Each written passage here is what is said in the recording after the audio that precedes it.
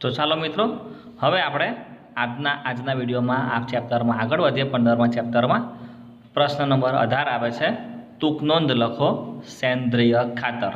તો વિદ્યાર્થી મિત્રો, સેન્દ્રિય ખાતરની જે આ ટૂંક નોંધ છે એ આપણા માટે કોઈ નવી વાત નથી. આપણે નાના ધોરણોમાં ભણતા હતા ત્યારે પણ સેન્દ્રિય ખાતરની ટૂંક નોંધ આવી હતી. અત્યારે એકવાર ફરીથી આવી રહી છે, તો આપણે એને ફટાફટ સમજવાનું કામ ચાલુ કરીએ. ચલો, શું છે ભાઈ? સેન્દ્રિય ખાતર પ્રાણીઓના મળ અને વનસ્પતિઓના કચરાના વિઘટનથી તૈયાર કરવામાં આવે છે. તો એ તો આપણને ખ્યાલ જ છે કે ભાઈ, ખેડૂત હોય તો ખેતી કરતો હોય તો ખેતી સાથે ઘણા બધા મતલબ કે ખેત પેદાશો જે હોય એના કચરા નીકળી શકતા હોય, બરાબર છે ને. સાથે પ્રાણીઓના મળ છે, વનસ્પતિનો જે કચરો છે, મતલબ કે સમજો કે ઘઉંનું વનસ્પતિનો છોડ ઉગાડેલો હોય તો ખાલી આપણને ઘઉંના દાણા જ કામ લાગે, એના છોડવા કંઈ કામ નથી લાગતા. તે ઉપરાંત નાના મોટા સળીકડા, ઠૂઠા, બરાબર ને, સડી ગયેલા ફળ છે, શાકભાજી છે, તો આ બધો જે કચરો ખરો એના વિઘટનથી સેન્દ્રિય ખાતર તૈયાર કરવામાં આવે છે. આગળ વધીએ તો સેન્દ્રિય ખાતર બનાવવાની ક્રિયામાં જૈવિક પદાર્થોનો ઉપયોગ કરવામાં આવે છે. જે પણ આપણે ખ્યાલ છે કે આપણે જો સેન્દ્રિય ખાતર બનાવવું હોય તો જે પદાર્થો આપણે વાપરીએ છીએ તે બધા જૈવિક પદાર્થો આપણે વાપરવાના હોય છે, બરાબર ને, કે જેનું જમીનમાં વિઘટન થઈ શકતું હોય. તો એના આધારે ભાઈ બે પ્રકારના સેન્દ્રિય ખાતર બનાવવામાં આવે છે. પહેલું છે કમ્પોસ્ટ ખાતર અને બીજું છે લીલું જૈવિક ખાતર. ઓકે, હવે આ સેન્દ્રિય ખાતર આપણે બનાવીએ તો એના ફાયદા શું છે? તો ભાઈ પહેલી વાત, તેમાં કાર્બનિક પદાર્થોની માત્રા વધુ હોવાથી ભૂમિને કાર્બનિક પદાર્થોથી પરિપૂર્ણ કરી ભૂમિની ફળદ્રુપતા વધારે છે. ભાઈ સેન્દ્રિય ખાતર વાપરવાનો આ બહુ મોટો ફાયદો છે ભાઈ, ખરેખર બહુ જબરજસ્ત અને બહુ મોટો ફાયદો કહી શકાય કે ભાઈ સેન્દ્રિય ખાતરમાં કાર્બનિક પદાર્થો વધારે હોય.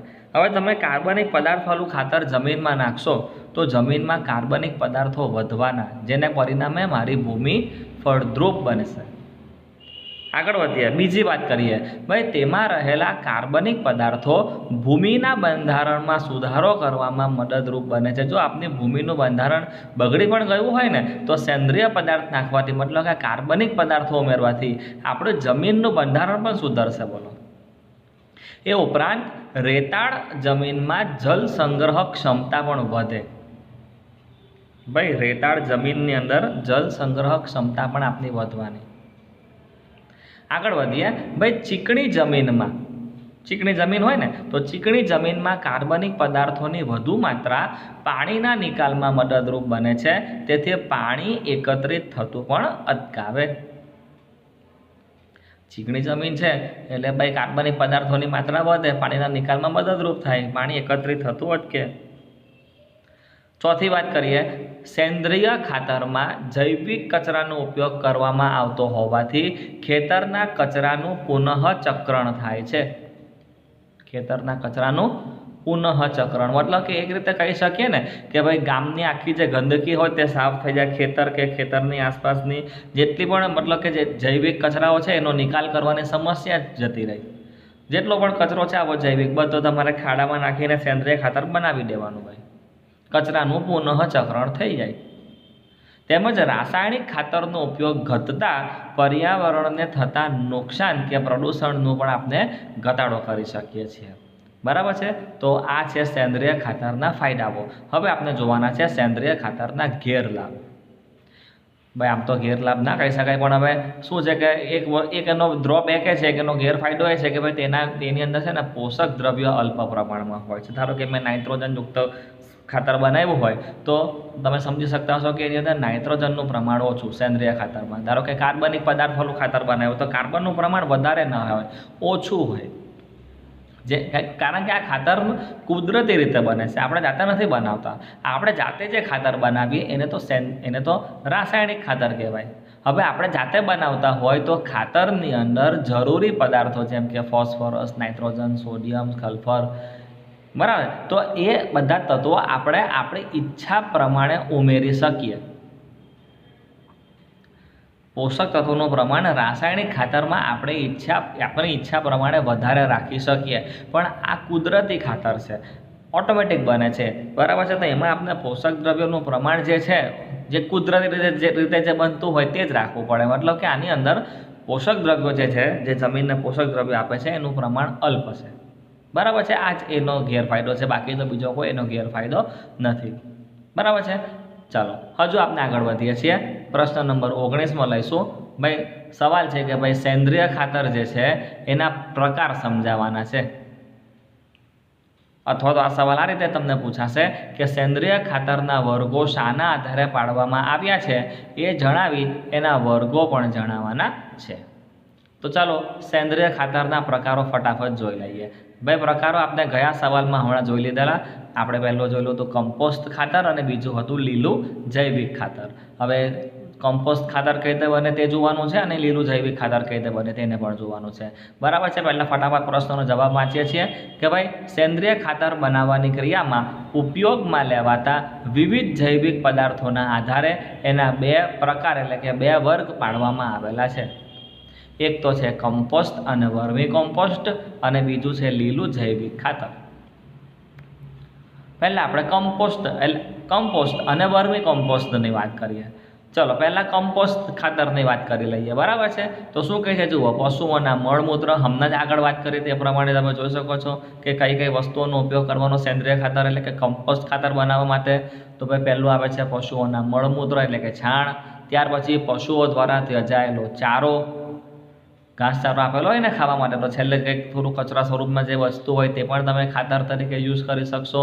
ત્યાર પછી શાકભાજીની છાલ તેમજ અન્ય ઘરગથ્થુ કચરો, નીંદણ, પાકની આજુબાજુ ઉગી નીકળતું જે ઘાસ છે તો તમે એમાંથી પણ ખાતર બનાવી શકો છો. ફેંકેલી સ્ટ્રો, સુવેજ કચરો વગેરેને ખાડાઓમાં સડવા દેવામાં આવે છે. ખાડો પાડવામાં આવે અને ખાડામાં બધો કચરો ભેગો કરવામાં આવે અને સડવા દેવામાં આવે, બરાબર ને. શું કહે છે કે ભાઈ આ જે ક્રિયા છે એને કમ્પોસ્ટિંગ અથવા તો ગુજરાતીમાં કહીએ તો કમ્પોસ્ટીકરણ કહેવામાં આવે છે.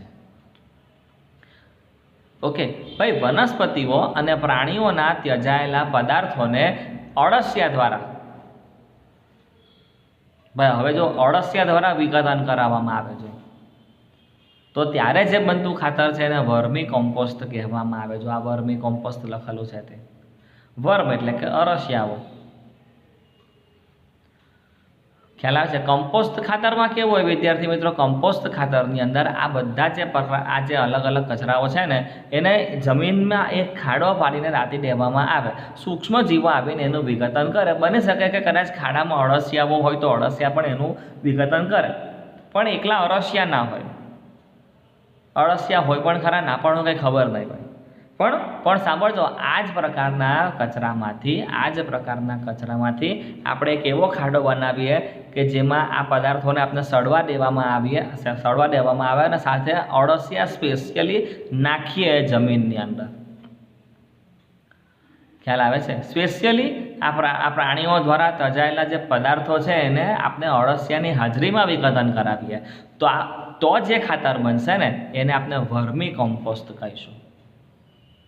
તો તમારા દિમાગમાં ઉતરવું જોઈએ કે ભાઈ કમ્પોસ્ટ ખાતર કોને કહેવાય અને વર્મી કોમ્પોસ્ટ કોને કહેવાય, બરાબર ને. ચલો હજુ આપણે આગળ વધીએ. ભાઈ આ વિઘટનની ક્રિયાથી તૈયાર થતા કમ્પોસ્ટ એટલે કે કાર્બનિક પદાર્થો અને પોષક દ્રવ્યોથી સમૃદ્ધ હોય છે. ભાઈ આ ક્રિયાથી જે કમ્પોસ્ટ ખાતર બનશે ને ભાઈ તો એમાં કાર્બનિક પદાર્થો અને પોષક દ્રવ્યો સમૃદ્ધ હોય છે, જમીનનું બંધારણ સુધારી આપે છે, બરાબર. ચલો હજુ આપણે આગળ વધીએ. હવે આપણે લઈએ છીએ લીલું જૈવિક ખાતર. ખાસ સમજો લીલું જૈવિક ખાતર શું છે તે.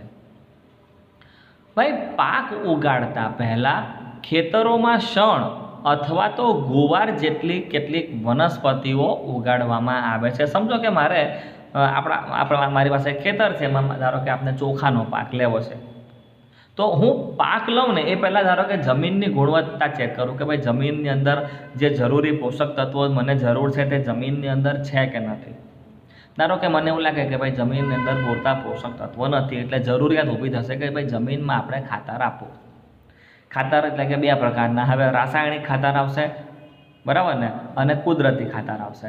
રાસાયણિક ખાતર આપણે વાપરવાનો જરા વિરોધ કરે, કારણ કે ભાઈ એનાથી જમીનનું બંધારણ બગડી જાય, બરાબર છે. તો એવી પસંદગી કરીએ કે ચલો આપણે કુદરતી ખાતર યુઝ કરીએ જેથી જમીનનું બંધારણ પણ સુધરે, પર્યાવરણનું પ્રદૂષણ પણ નહીં થાય. અને એમાં ધારો કે મને એવું મન થયું કે હું આવું લીલું જૈવિક ખાતર જમીનને આપું, તો કરવાનું શું છે તે ખાસ સાંભળજો. મારે ચોખાનો પાક લેવો છે તો તમે પાક લો એ પહેલાં તમારે આ કામ કરવાનું. પાક લો એના પહેલાં, જો ચોખ્ખું લખેલું છે કે પાક ઉગાડતા પહેલાં ખેતરોમાં હવે તમારે કરવાનું શું છે, ખાતર કશેથી લાવવાની જરૂર નથી, તમારે શણનો પાક લેવાનો. શણ અથવા તો ગુવાર જેટલી કેટલીક વનસ્પતિઓ ઉગાડી દેવાની. ભલે મને ચોખાનો પાક જોઈએ છે પણ ખાતર આપવું છે ને તો એક કામ કરો, શણ કે ચોખાનો પાક લો, એની વનસ્પતિને ઉગાડો. કરવાનું શું છે એક્ઝેક્ટ સાંભળજો.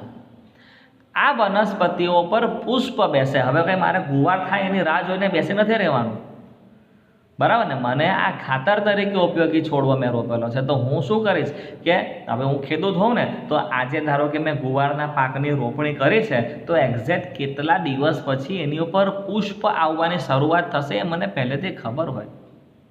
જો આપણે ખેડૂત હોય, ખેતી સાથે સંકળાયેલા હોય તો શું કરો ભાઈ કે ગુવારનો પાક થોડોક જ ઉગવા દેવાનો છે, અને જેવા એની પર પુષ્પ આવવાની તૈયારી હોય ને એ પહેલાં જ એના ઉપર હળ ચલાવીને ખેતરની ભૂમિમાં ભેળવી દેવામાં આવે છે.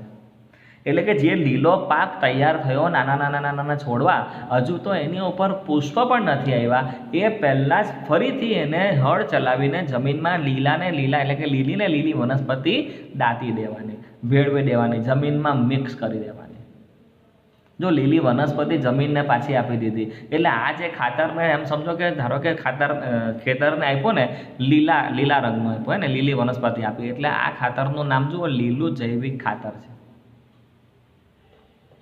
હવે સાંભળજો, લીલું ખાતર આમ આપી દીધું ને તો હજુ કંઈ જમીનમાં એ મિક્સ નથી થઈ. આ વનસ્પતિ જમીનમાં વિઘટન પામશે ભાઈ, વિઘટન પામતા વાર લાગશે, સૂક્ષ્મજીવ આવીને વિઘટન કરશે ને ભાઈ. તો શું લખેલું જુઓ કે ભૂમિમાં દટાયેલી આ વનસ્પતિઓ 4 થી 6 અઠવાડિયામાં વિઘટન પામી.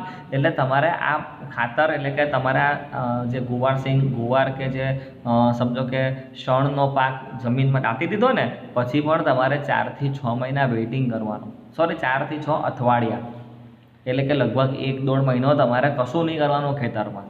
હા, રોજ થોડું તમારે પાણી આપતા રહેવાનું, કારણ કે જમીનમાં વિઘટનની ક્રિયા ચાલુ છે, સૂક્ષ્મજીવો વિઘટન કરી રહ્યા છે. તો ખોરાક તો એ લોકોને સૂક્ષ્મજીવોને કે ધારો કે જમીનમાં અળસિયા એ લોકોને ખોરાક તો મળી ગયો, પેલું મારું લીલું ખાતર લીલી વનસ્પતિ તરીકે એને ખાવાનું તો મળી ગયું, પણ સાથે પાછી પીવાનું પાણી જોઈશે. તો મારે શું છે ખેતરમાં છંટકાવ કરતા રહેવાનું પાણીનો 4 થી 6 અઠવાડિયા સુધી. 4 થી 6 અઠવાડિયા પૂરા થાય ને એટલે આપણું આ જે છે ને એ લીલું જૈવિક ખાતર બની જવાનું જમીનની અંદર. ઓટોમેટિક જમીનને બધા પોષક તત્વો મળી જવાના. બોલો ભાઈ, આ લીલું જૈવિક ખાતર જે છે તે ભૂમિને નાઇટ્રોજન અને ફોસ્ફરસથી સમૃદ્ધ કરવામાં બહુ જ મદદરૂપ થાય છે. બોલો, ખ્યાલ આવશે વિદ્યાર્થી મિત્રો? એટલે આપણે અત્યારે સેન્દ્રિય ખાતર જે છે એટલે કે કુદરતી ખાતર જે છે એના 2 પ્રકારો લીધા. એક કમ્પોસ્ટ ખાતર એટલે કે કમ્પોસ્ટ અને વર્મી કમ્પોસ્ટ, અને સાથે આપણે લીધું લીલું જૈવિક ખાતર. હજુ આપણે આગળ વધીએ, સવાલ નંબર 20 તરફ જઈએ. ચાલો ભાઈ, સેન્દ્રિય ખાતર પતી ગયું, તો હવે જે આવી રહ્યું છે તે રાસાયણિક ખાતર શું છે તે જરા જોઈ લઈએ. થોડી વાત તો હું કરી કહું કે ભાઈ આપણે જાતે બનાવી શકીએ કારખાનામાં, એને રાસાયણિક ખાતર કહેવાય. આગળ વધીએ, એના ઉપયોગથી શું લાભ થાય અને શું ગેરલાભ થાય તે ફટાફટ જોઈ લઈએ. ચલો જરા ઉત્તર વાંચીએ. ભાઈ, ખાતર એટલે કે રાસાયણિક ખાતર જે છે એ વ્યાવસાયિક સ્વરૂપમાં તૈયાર કરેલા વનસ્પતિના પોષક દ્રવ્ય છે. વ્યાવસાયિક સ્વરૂપમાં મતલબ કે ઉદ્યોગોમાં તૈયાર કરેલા છે કે જેનો આપણે બિઝનેસ કરીશું, જે વેચીને પૈસા કમાશું. ધારો કે આપણે કે રાસાયણિક ખાતરની ફેક્ટરી હોય તો આપણે એનો વ્યવસાય કરીએ છીએ એવું કહેવાય. વ્યાવસાયિક સ્વરૂપમાં આપણે એને ઉત્પન્ન કરીએ છીએ, તૈયાર કરીએ છીએ, એમાંથી પૈસા કમાવાનો આપણો ઉદ્દેશ્ય હોય છે. બરાબર છે ભાઈ. રાસાયણિક ખાતર હું ખેતરમાં વાપરીશ તો મને શું લાભ થશે તે જરા જોઈ લઈએ. તો પહેલો ઉપયોગ, એનો ઉપયોગ વનસ્પતિને નાઇટ્રોજન, ફોસ્ફરસ અને પોટેશિયમ પૂરો પાડવામાં થાય છે. ભાઈ યાદ રાખજો વિદ્યાર્થી મિત્રો, જેટલા પણ રાસાયણિક ખાતરો હોય ને મોટાભાગે નાઇટ્રોજન, ફોસ્ફરસ અને પોટેશિયમથી સમૃદ્ધ હોય.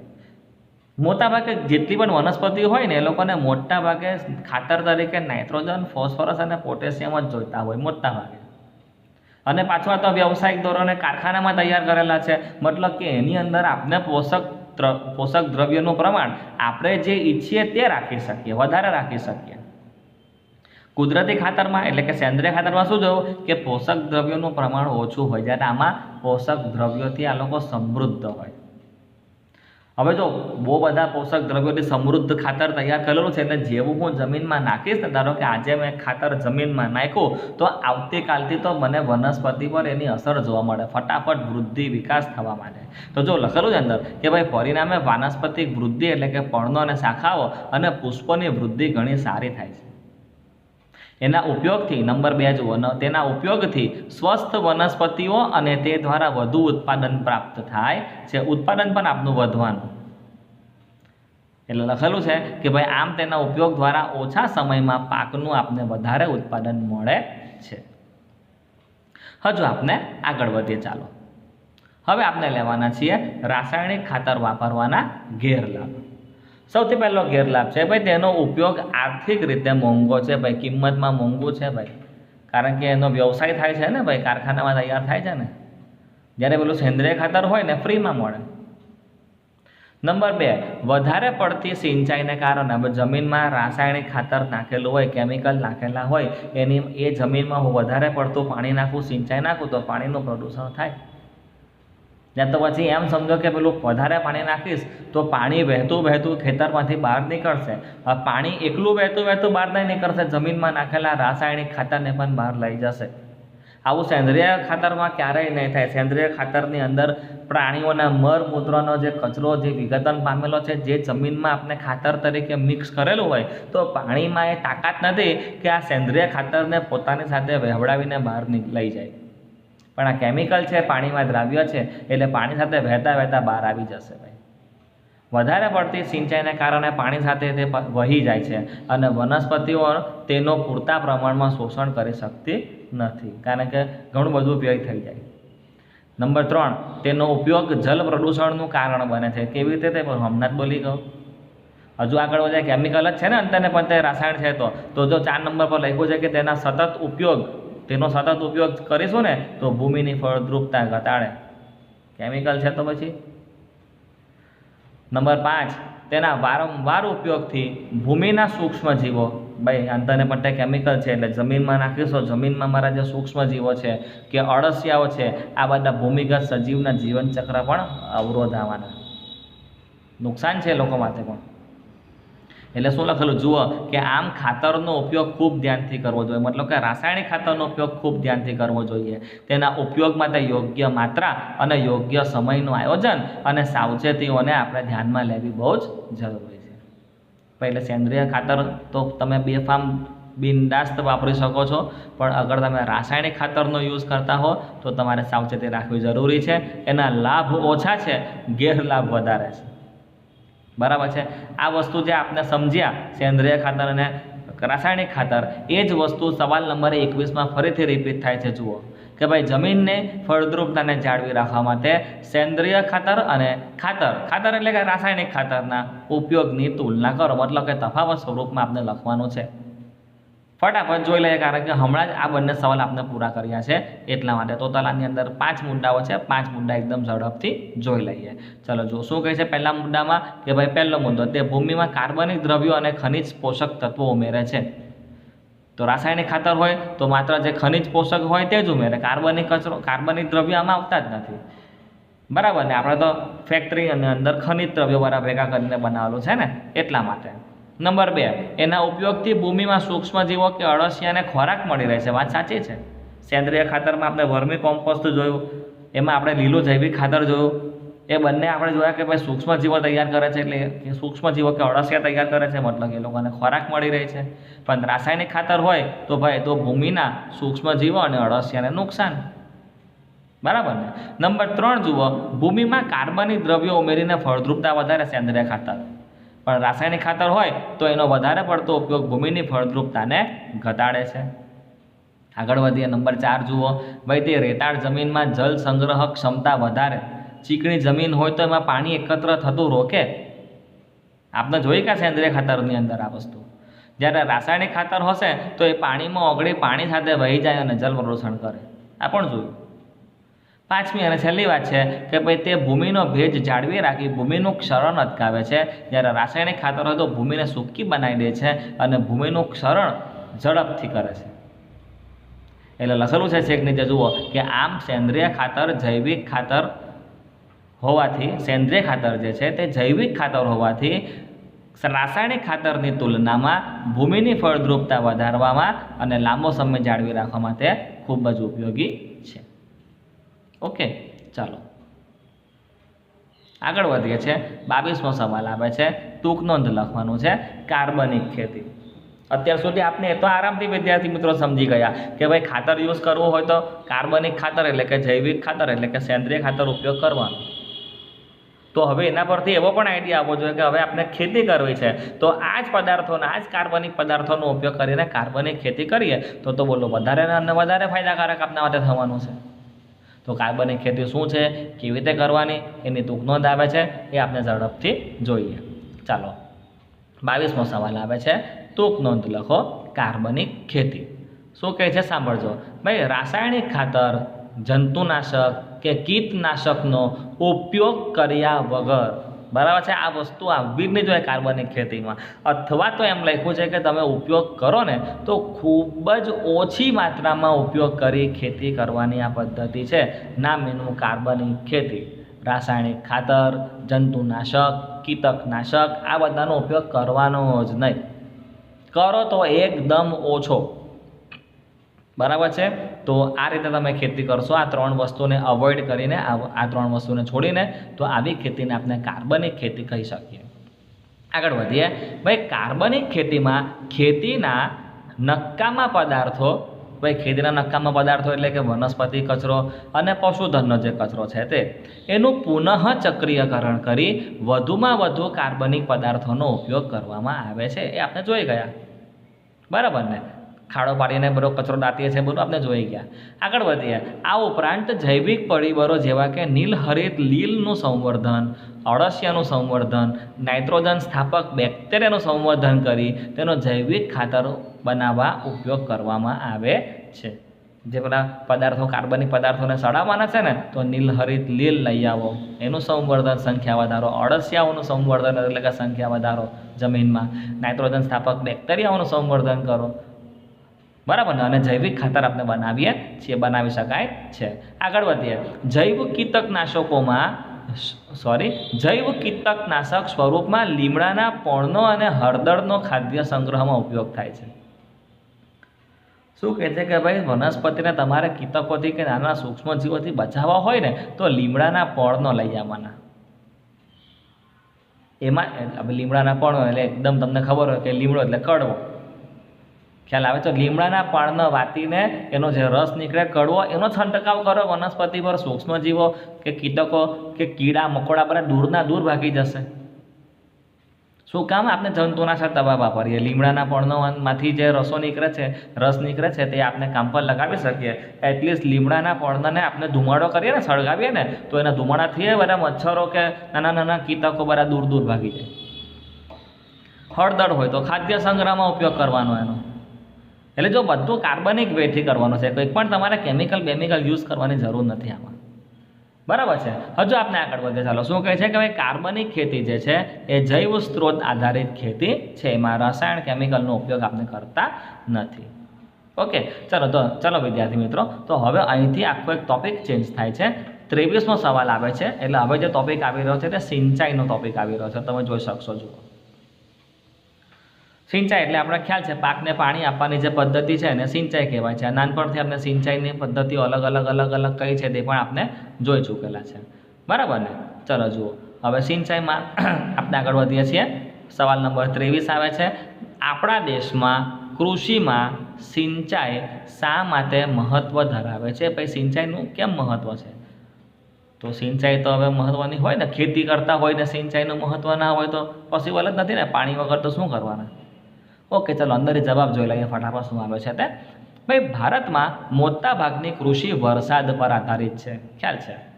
દેશના મોટાભાગના વિસ્તારોમાં સમયસર વર્ષા ઋતુ આવવા પર અને વૃદ્ધિ સમયગાળામાં પૂરતો વરસાદ થવા પર પાક ઉત્પાદન આધારિત છે. વાત તો સાચી છે કે આપણા દેશમાં મોટાભાગે વરસાદ જ છે ને.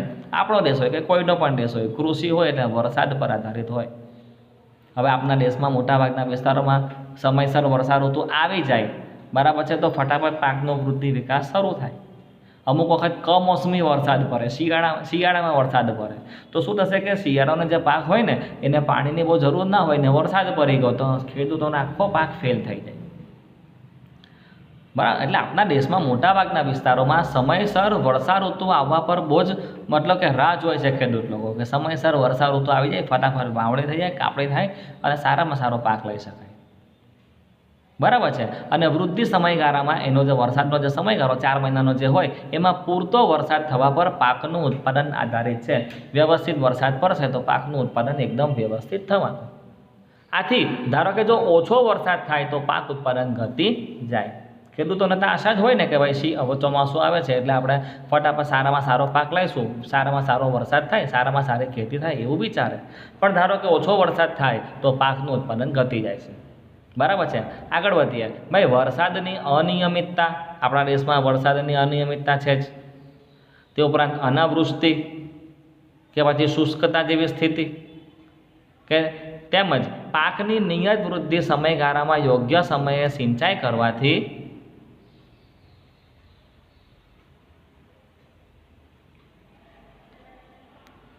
સંભવિત પાક ઉત્પાદનમાં વધારો થઈ શકે છે.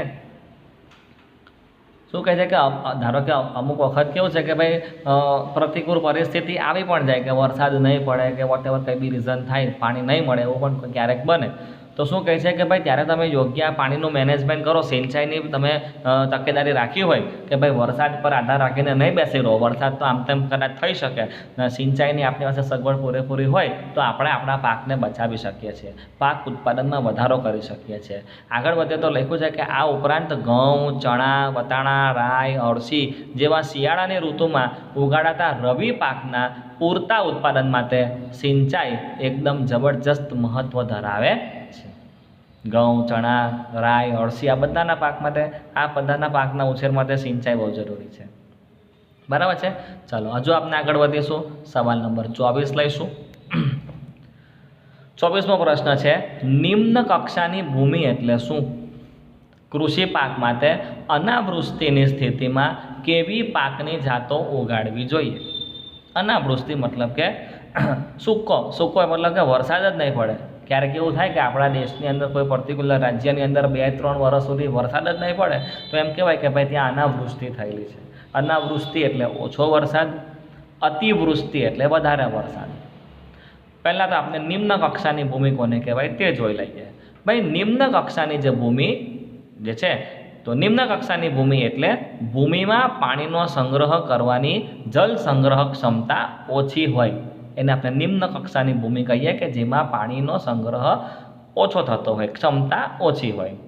માત્ર વરસાદ આધારિત ખેતી ધરાવતા વિસ્તારો જ્યાં ખેડૂતો પાક ઉત્પાદનમાં સિંચાઈનો ઉપયોગ કરતા નથી.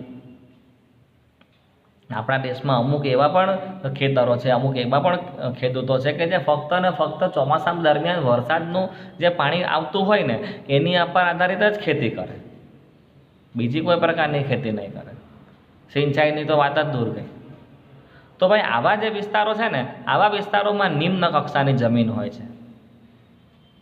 ત્યાં છે ને અનાવૃષ્ટિથી પાકને વધુ નુકસાન થઈ જાય, કારણ કે ખાલી ચોમાસામાં જ ખેતી કરે, પછી કરતા જ નથી. હજુ આગળ વધીએ. ભાઈ કૃષિ પાક માટે અનાવૃષ્ટિની સ્થિતિને સહન કરી શકે તેવી વૈજ્ઞાનિકોએ તૈયાર કરેલી પાકની જાતો આવી સ્થિતિમાં નિમ્ન કક્ષાની ભૂમિમાં ઉગાડવી જોઈએ. બરાબર છે. આગળ વધીએ. ચાલો નવો પ્રશ્ન લઈશું. 25મો સવાલ લઈએ. 25મા સવાલમાં આપણે આવે છે કે અલગ અલગ જે આપણી પાસે સિંચાઈની પદ્ધતિઓના જે સ્ત્રોત છે ને એની આપણે ચર્ચા કરવાના છે. ચાલો જુઓ શું કહે છે કે ભાઈ ભારતમાં પાણીના સ્ત્રોતની પ્રાપ્યતાને આધારે સિંચાઈની રીતો સમજાવવાની છે. તો ભાઈ પાણીના ઉપલબ્ધિની આધારે સિંચાઈ માટે સૌથી પહેલાં તો ભાઈ ખેડૂત લોકો શું ખોદે? ભાઈ કૂવાઓ ખોદે. પાણી કશે આમ તેમ લેવા નહીં જવું પડે, પોતાની જે જમીન હોય એમાં જ અંદર સુધી ખોદકામ કરવાનું. જમીનમાં અમુક લેવલ નીચે કદાચ પાણી મળી આવે. કૂવા 2 પ્રકારના હોય છે. એક તો હોય છે ખોદેલો કૂવો અને એક તો હોય છે નળ વેલ કે જેને ટ્યુબ વેલ કહેવાય. ખોદેલો કૂવો આપણે ઘણા બધાએ જોયેલો જ હશે બરાબર છે। કોઈ ગામમાં તમે ગયા હોય, ડુમસ ગયા હોય તો ડુમસના 4 રસ્તા પર લંગર છે, તો ત્યાં ડાબી સાઈડ પર તમે ડુમસ જતા હોય તો ડાબી સાઈડ પર કૂવામાં તમને મળશે। રાઉન્ડ કૂવો ખોદેલો હોય, એમાં ડોલ અંદર નાખવાની ગળગળીની મદદથી, દોરીની મદદથી પાણી ખેંચવાનું। ઓકે, તો એને આપણે કહે છે ખોદેલો કૂવો। 2 નંબર પર આવે છે નળ વેલ કે જેને ટ્યુબવેલ કહેવાય। એમાં પેલો પહોળો કૂવો ના ખોદવાનો હોય, એમાં મોટા મોટા જાડા છિદ્રાળુ પાઇપ જમીનમાં ઉતારવાના। એક પાઇપ અંદર જાય, પછી બીજો, ત્રીજો, અંદર જમીનમાં ત્યાં અંદર સુધી પાઇપ ઉતારવાના જ્યાં સુધી પાણીનું લેવલ નહીં આવે ત્યાં સુધી। પછી શું કરવાનું, હવે આ પાઇપ છે તો ડોલ તો નાખી શકાય નહીં ભાઈ, તો પાણી ઉપર ખેંચવાનું કેવી રીતે? તો ભાઈ આપણા ઘરમાં જે ઇલેક્ટ્રિક પંપ હોય ને, પાણી ખેંચવાના મોટરના પંપ, એમાં એટલે તમારે ઇલેક્ટ્રિસિટીથી પેલો મોટર ચાલુ કરવાની પાણીની મોટર ચાલુ કરશો એટલે નીચેથી પાણી ખેંચાઈને ઉપર આવે, એને નળવેલ કહેવાય, ટ્યુબવેલ કહેવાય। તો કૂવા 2 પ્રકારના હોય છે, ખાસ તમે સમજી ગયા હશો। કૂવા 2 પ્રકારના હોય છે, એક ખોદેલા કૂવા, એક છે નળવેલ। ખોદેલા કૂવાની વાત કરીએ તો શું કહે છે કે ભાઈ તેના દ્વારા ભૂમિગત પાણીના સ્તરોમાં આવેલા પાણીને એકત્રિત કરવામાં આવે છે, જ્યારે નળવેલ હોય તો તેમાં પાણી ઊંડા જળ સ્તરોમાંથી આપણે કાઢવામાં આવે છે પંપ દ્વારા। એ નીચે લખેલું છે, જુઓ કે ભાઈ આ કૂવાઓમાંથી પંપ દ્વારા સિંચાઈ માટે પાણીને કાઢવામાં આવે છે। તો પહેલી એક પદ્ધતિ છે ખેડૂતને પાણી પૂરું પાડવા માટેની કૂવાવાળી। આગળ વધીએ, નંબર 2 પર આપણે જોઈશું નહેરો। નહેરો આપણે ખ્યાલ છે, મોટા મોટા બંધ બાંધેલા હોય ને, એમાંથી પાણી છોડવામાં આવે, નહેરો મારફતે ખેડૂતોના ખેતર સુધી પહોંચે, બરાબર ને? વાંચીએ ચલો અંદર શું લખેલું છે કે ભાઈ નહેરો સિંચાઈ માટેનું એક મોટું અને વ્યાપક તંત્ર છે। તેમાં નદીઓમાંથી અથવા તો એક કે વધારે જળાશયોમાંથી પાણી આવતું હોય છે। નદીમાંથી પાણી આવે કે જળાશયમાંથી આવે કે ડેમમાંથી આવે, બરાબર ને? તો જ્યાંથી પાણી આવતું હોય ત્યાં મારી મુખ્ય નહેર હોય, મેઇન જાડી નહેર હોય, અને ત્યાંથી આ નહેર હોય એના પછી ફાટા નીકળે, શાખાઓ નીકળે, ઉપશાખાઓ નીકળે। જે તે પ્રદેશમાં જે તે ખેડૂતોના ખેતર સુધી નહેરમાંથી પાણી પહોંચાડવાનું હોય તે પ્રમાણે શાખાઓ ઉપશાખાઓ નીકળતી હોય। લખેલું છે, જુઓ કે ભાઈ મુખ્ય નહેરમાંથી શાખા ઉપશાખાઓમાં થઈ અંતે ખેતરોમાં સિંચાઈ માટે પાણીનો ઉપયોગ થાય છે। આગળ વધીએ, નંબર 3 લઈએ, નદીના પાણીને ઉચકવાની પ્રણાલી કે તંત્રો। ધારો કે મારું ખેતર છે નદી કિનારે જ છે, તો હું કૂવો ખોદવા નહીં બેસું, હું કોઈ પાસે નહેર નહીં મંગાવું કે ભાઈ મારા ખેતર સુધી નહેર આવી જોઈએ। હું કોઈ મને મૂર્ખો પણ કે ભાઈ બાજુમાં તો નદી છે તો ત્યાંથી પાણી ઉચકો ને આપણા ખેતરમાં આવવા દો। પાણી ઉચકીને નહીં આવવું હોય તો એક કામ કરી શકાય ને, પાણીની મોટર લઈ લેવાની। પાણીની મોટરનો એક છેડો નાખવાનો નદીના પાણીમાં, પાણીની મોટર ચાલુ કરો એટલે શું થશે, બીજા છેડો જે પાણી જે નદીમાં નાખેલો છે છેડો, તો એ નદીમાં રહેલો પાઇપનો છેડો નદીમાંથી પાણીને ખેંચી લાવશે। બીજો છેડો જે મારો મોટરમાંથી કરો તે તમારે ડાયરેક્ટ ખેતરમાં નાખી દેવાનો, નદીમાંથી પાણી ખેંચાઈને આવશે સીધું ખેતરોમાં। ભાઈ જે વિસ્તારોમાં જળાશયોમાંથી પાણી ઓછું મળવાને કારણે નહેરોમાં પાણીનો પ્રવાહ અનિયમિત કે અપૂરતો હોય, પાણી જળાશયમાં ઓછું આવે છે, નહેરમાં ઓછું આવે છે, તો ત્યાં પાણીને ઊંચે લઈ જવા માટેનું જે તંત્ર છે એ વધારે ઉપયોગી છે, અને આ નદી કિનારે જ કામ લાગશે ભાઈ। તો લખેલું છે કે નદી કિનારે આવેલા ખેતરોમાં સિંચાઈ માટે નદીમાંથી સીધું પાણી ઉપયોગમાં લઈ લેવામાં આવે છે। આગળ વધીએ, 4 નંબર પણ આવે છે તળાવ। હા, કોઈ જગ્યા પર નદી હોય તો કદાચ કોઈ જગ્યા પર તળાવ હોય। તો લખેલું છે, જુઓ કે ભાઈ નાના વિસ્તારોમાં વહેતા પાણીનો સંગ્રહ નાના જળાશયોમાં કરવામાં આવે છે। જાતે પણ ખાડાઓ પાડીને તળાવ કે જળાશય આપણે બનાવી શકીએ છીએ, બરાબર ને? અને અંતે એ વરસાદ પડશે, પાણી અંદર સંગ્રહ થાય ખાડાઓમાં અને તળાવનું સ્વરૂપ ધારણ કરી લે છે। આ ઉપરાંત ખેતીમાં પાણીની પ્રાપ્યતા વધારવા માટે નાના બંધ બનાવવામાં આવે છે। એના દ્વારા પણ વરસાદના પાણીને વહેતું અટકાવીને ભૂમિ ધોવાણ ઓછું કરવામાં આવે છે, અને નાના બંધમાં સંગ્રહિત પાણીથી ભૂમિજળમાં આપણે વધારો કરી શકીએ છીએ। ઓકે, તો વિદ્યાર્થી મિત્રો, આપનો આજનો આ જે વિડીયો છે તે આપણે અહીં પૂરો કરીએ છીએ। નેક્સ્ટ વિડીયોમાં આપણે પ્રશ્ન નંબર 26થી શરૂ કરીશું। ઓકે।